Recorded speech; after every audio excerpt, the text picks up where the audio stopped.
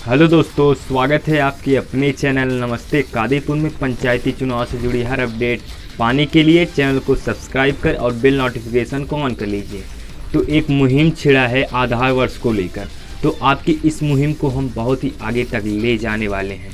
हम इस मुहिम को आपके सरकार तक ले जाएंगे, तो प्लीज़ मेरे चैनल को सपोर्ट कीजिए जिससे कि मेरा भी हौसला बने। आपकी इस मुहिम को हम सरकार तक क्या उससे आगे तक भी लेके जा सकते हैं। तो पंचायती चुनाव से जुड़ी एक बहुत ही बड़ी अपडेट आ रही है कि ज़्यादा से ज़्यादा पिटीशन दाखिल हो रहे हैं आधार वर्ष को बदलवाने के लिए। तो आधार वर्ष 1995 को हटवाने के लिए पूरा विचारधारा सभी उम्मीदवारों का बन गया है जो भी पंचायती चुनाव में बैठ गए थे। पंचायती चुनाव में जो भी उम्मीदवार बैठ गए थे उनका यह कहना है कि 1995 जारी हो जाए और हम दोबारा से पंचायती चुनाव लड़ सकें। और एक बड़ी अपडेट यह भी आ रही थी कि हमारा पंचायती चुनाव रद्द होने की भी संभावनाएं बन रही हैं, क्योंकि सरकार ने यह देखा है कि पिटीशन और धरना जो पंचायती चुनाव को लेकर बार बार हो रहा है उसको देखते हुए और कोरोना काल को भी देखते हुए पंचायती चुनाव रद्द हो सकता है। तो पंचायती चुनाव रद्द होने के बाद फिर से हमारा पंचायती चुनाव लेट हो जाएगा।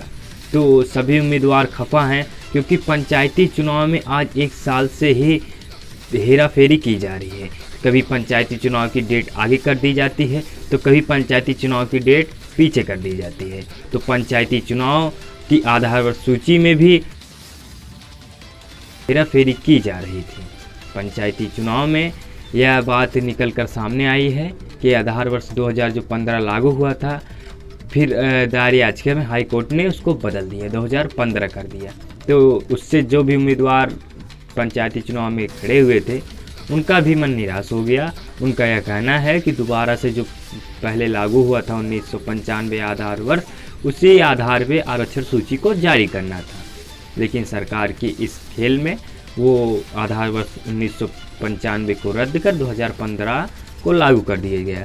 तो हम आपको बता दें सरकार की मंशा यही थी कि 1995 ही लागू किया जाए, लेकिन दायर याचिका में आधार वर्ष 1995 को रद्द कर 2015 लागू कर दिया गया। तो जो भी हाई कोर्ट फैसला सुनाती है उसी को राज्य सरकार को मानना पड़ता है। तो आप लोग ये मत कहिएगा कि सरकार की जो नीयत थी उसी की वजह से हुआ। जो भी हाई कोर्ट अपना फैसला सुनाती है उसी को सरकार को मानना पड़ता है, वो चाहे राज्य सरकार हो वो चाहे केंद्र सरकार हो। तो पंचायती चुनाव से जुड़ी अपडेट आ रही है कि रद्द भी हो सकता है, लेकिन ज़्यादा से ज़्यादा उम्मीद है कि पंचायती चुनाव अब नहीं टाला जाएगा, क्योंकि पंचायती चुनाव में पहले से भी देरी हुई है। पंचायती चुनाव एक साल से ही हमारा लटकता चला आ रहा है कि अब होगा पंचायती चुनाव तो कब होगा। तो पंचायती चुनाव में जो भी उम्मीदवार बैठ गए थे वो अपनी तैयारियां करते रहें।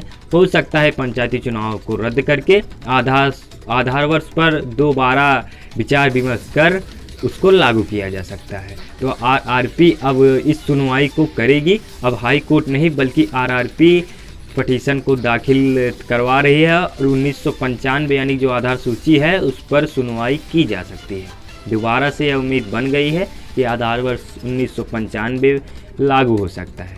तो पंचायती चुनाव को लेकर हम इस मुहिम को छेड़ चुके हैं। तो इस मुहिम में अगर आप हमारा साथ देना चाहते हैं तो चैनल को सब्सक्राइब कर लीजिए, बेल नोटिफिकेशन को ऑन कर लीजिए और चैनल को खूब ज़्यादा सपोर्ट कीजिए जितना आप कर सकते हैं, जिससे हम आपकी मुहिम आगे तक ले जा सकें और आपकी मुहिम यहाँ तक न रुके और ज़्यादा से ज़्यादा लोगों तक ये मेरी बात फैले, जिससे कि आधार वर्ष आपके अनुसार दाखिल यानी कि जो पिटीशन है वो दाखिल हो जाए और वही आधार वर्ष जारी हो जाए। क्योंकि बहुत ही उम्मीदवारों का कहना है कि पंचायती चुनाव में हमारे घपला हुआ है, यानी कि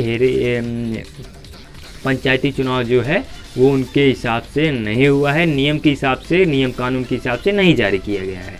पंचायती चुनाव को उल्टे सीधे तरीके से कराया जा रहा है और पंचायती चुनाव भी हमारा जो नामांकन दाखिल किया जा रहा था, नामांकन की तिथि भी द्वितीय चरण की समाप्त हो गई है और नामांकन की जो 18 से 19 जिलों में जारी मतलब जो स्टार्ट हो गया था वो भी आज ख़त्म हो गया। उसके बाद दोबारा से तृतीय चरण के लिए कई जिलों में नामांकन चालू हो जाएंगे कल से।